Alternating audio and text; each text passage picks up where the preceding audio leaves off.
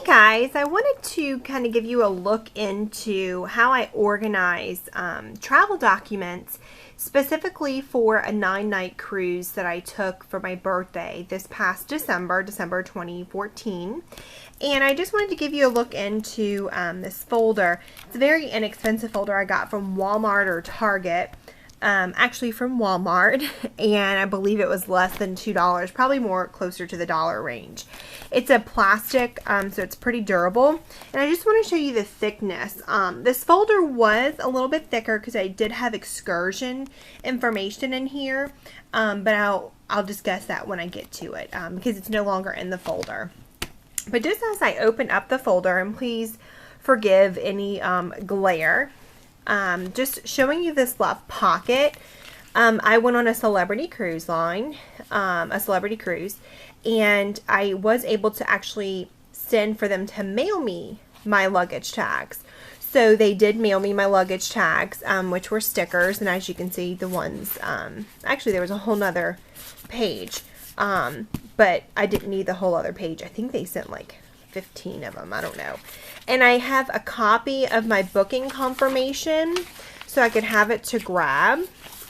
And I had a copy of my hotel. I did fly in the day before, and I took the hotel shuttle to the hotel and shuttled to the port. So I did want to keep that on hand, and I think this is stuff from the actual cruise itself that I ended up coming home with. So things that I needed, easy accessibility, and I also had the documents that I had to turn in, like the things that you sign for your onboard account and everything. I had that in this pocket. They're not there anymore because obviously they've been turned in. Front and center, what's the first thing that you do on vacation as you fly or travel to your destination? So front and center, I have my flight information. And this was a receipt of my early bird check-in. I just stuck it in this. I use these little clear sheet protectors because it's so easy to remove paper, add paper. They have these 3 prongs, so you don't have to constantly open it up, shuffle paper around, because it's, you know, easy just to stick things wherever you need them or to reorganize. And after I flew, I was going to be checking into a hotel. So that's what I have next. This is my hotel reservation. I made sure to print this out and store the phone number and address just in the event something were to happen. And this hotel ended up being quite the nightmare. The shuttle, it was not properly labeled as the hotel. So I called the front desk multiple times. Lo and behold, I was in the right place, but they never found me, so he had to make an extra trip. It was a whole big fiasco on my birthday at that. But anyway, so that was the hotel confirmation. This one page right here is actually just a confirmation of my connections party, the Cruise Critic Connections party. I didn't need it for anything, but I just wanted it to be there, just as proof that I did indeed sign up. And then next, most importantly, my booking information, my guest copy. It's basically a summary of all of the charges. Has my travel agent information on the top. I've, of course, blocked out my personal information. Has my beverage package, just in case there's any charges you need to dispute, or if you find a charge in your account that you've already prepaid. It also includes your insurance, proof that you have paid for your insurance in case there's a catastrophic event.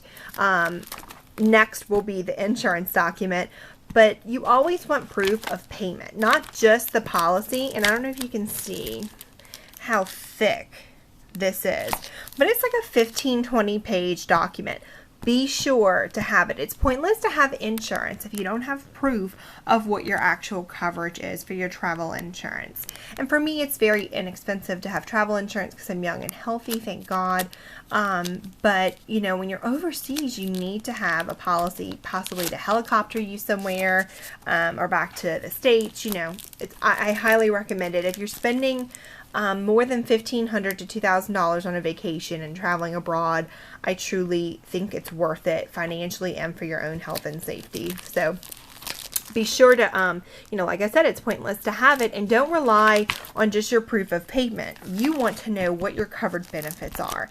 And I did, you know, you want to be sure to travel with necessary documents. Not that you can foresee an injury or a loss of limb, but, you know, maybe have an extra copy just in your beach bag or something, depending on where you're going. These pages just don't want to stay in. And right here is actually just a copy of all of my documents. I had a copy of my luggage tags and everything. This pamphlet right here is actually part of what you turn in, and like your signed documents and everything. So this is just an extra copy. I did not use the printed labels because I received the mailed labels for my luggage tags. And then last but not least, this was, you can print this probably around the time that your luggage tags are available. Once you check in, be sure to print, or at least for Celebrity, your gas cruise booklet. And what's included in here is basically all the summary of what you've purchased, as well as other options for your cruise that are related specifically to your cruise date and ship. So I basically, anything that was available to me once I checked in, I printed. And sometimes I printed things twice. Anything I signed for, I made copies of ahead of time. I did sign ahead of time for my, you know, guest pass and everything. So it's not much that you have to turn in, but just be sure to have copies that you have proof of everything. And this is basically my booking confirmation from my travel agent, Leisure Travel Enterprises. Has my summary of everything that's been paid, proof that it's been paid off. You never know when you're going to have an issue. And last thing in this booklet, I had a premium beverage package as a promotion.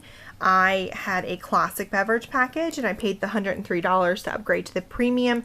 I wanted to know what was included in my beverage package. So here we go. It was a specific list of, you know, what's all included. This is, of course, something someone only OCD would do, but it gave me peace of mind to know what was covered. And then with these clear sheets, what was here is actually the all of my excursion activities. As you can tell, they're empty, and the reason for that is because I actually took the information, basically all my booking, the fact that I paid, all of that information, my invoices, because I set everything up individually on my own. I printed out and took with me, so that's why I took them out of my folder. I didn't see any need to have multiple copies of them because I had them all in my email. I just wanted to have one copy printed, and then of course I had some extra sheets here just in case that I could always add to the back there. So I just wanted to give you a little look into just how simple, and you can apply this to any vacation. I mean, you could apply this. I would not do this folder for any vacation less than a week. I don't think it's worth the time and effort that you put into it if you're going to be gone less than a week. So I think it's a great idea, especially if you're traveling overseas. Like I said, I don't know if you can tell how thick this is, but it's not very thick. Even with the cruise information, it was maybe 6 more pages in thickness. But quite honestly, it's a no-brainer for me. And I know I have OCD, but I think even if you don't, you just want to be kind of organized and have your documents easily accessible. Be sure to have your passport, license, copy of your license, passport, copy of your credit card, copy of your health insurance cards. I kept all of that in my safe. None of this needed to be in my safe. This was in my carry-on bag. And then in my beach bag, I didn't bring the whole folder with me in each excursion, but just important stuff I did. So hope you enjoyed, and let me know if you have any questions. Thanks, guys. Bye.